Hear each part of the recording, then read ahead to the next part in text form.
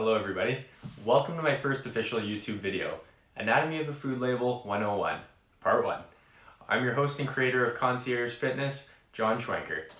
To make sure you don't miss out on any of our weekly videos, please hit the subscribe button right under the video. Alright, so I want you to take a walk with me for a moment. You're strolling down the aisle of your favorite grocery store. You're picking out all of the things that you normally get. You're gonna grab your mini wheats, you're gonna grab your pasta, whatever you like. But then you see a new item and it kind of catches your attention. You pick it up, you flip it over once or twice, and you maybe skim over the nutrition facts, the label, before either throwing it back on the shelf or tossing it right into your cart. What you should probably do if you want to make informed decisions and create healthy habits is to 1, read the ingredient label, and 2, read the nutrition facts before deciding whether or not you're trying this item, especially if you're adding it to your weekly grocery rotation. In today's video, I will teach you the absolute basics when looking at a food and drink product. You will learn how to break down the food label, the essential things you should look at for the nutrition facts section, and help guide your decision whether it makes its way into your cart. So, let's start by looking at this ingredient label right here. Just by looking at it, do you know what it is? Most likely not. A lot of companies like to throw in extra words to make the ingredients sound healthier, to hide some of the ingredients, and just make it complicated for you.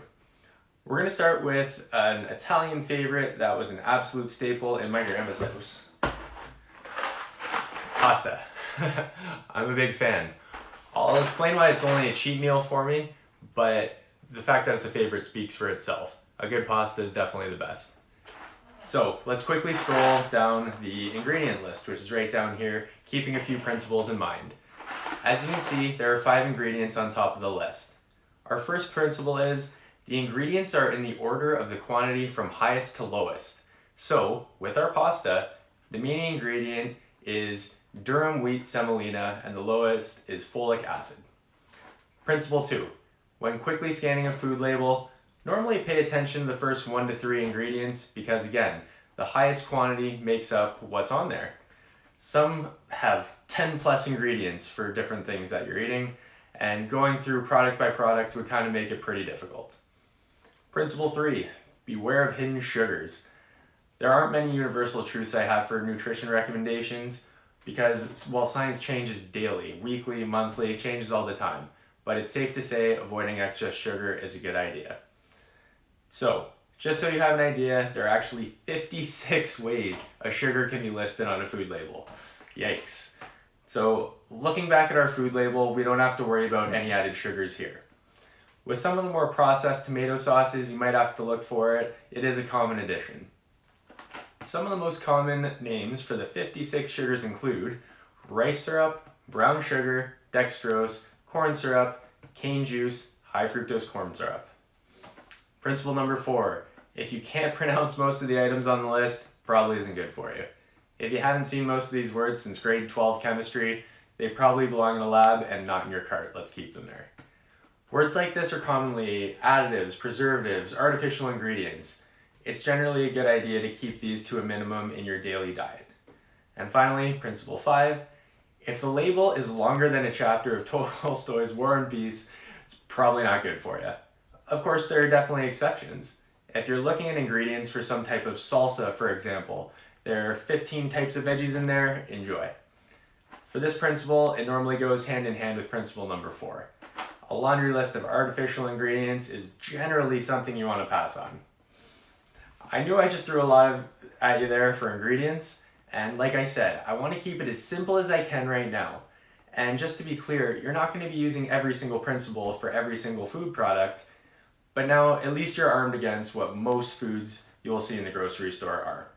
So to practice, what I want you to do, grab a little can, little something from your grocery bag, pantry, whatever you have, and take a look. Take a look at the ingredient label and try it out for yourself. I want you to decide if this product would be going in your grocery cart or back up on the shelf. Keep in mind, there are 100 other factors that will determine if you pick this item or not.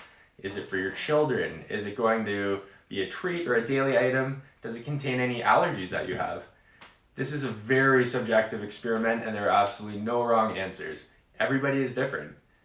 Before you start, I'll give you a quick summary of the 5 principles to read an ingredient label properly. Principle 1. The ingredients are listed in the order of highest to lowest quantity. Principle number 2. Pay attention to the first 3 to 4 ingredients. Number 3. Beware of hidden sugars. Principle 4. Make sure you can pronounce most of the words. Principle 5. Choose foods with shorter food lists. Like I said, I know that might be a lot to drop on you all at once, and that's okay. This definitely requires practice, but I promise you're going to get good at it. If you take one thing from this video, I do believe the most important principle is maybe to look at the first 3 to 4 ingredients. This tells you what makes up the food to the greatest extent, and you can definitely make an informed decision based off what you read. Everybody, I want to thank you for watching part 1 of the Anatomy of a Food Label. Part 2 will be released very soon, within 1 to 2 weeks. Definitely so you can make the most out of your next grocery trips and make informed decisions.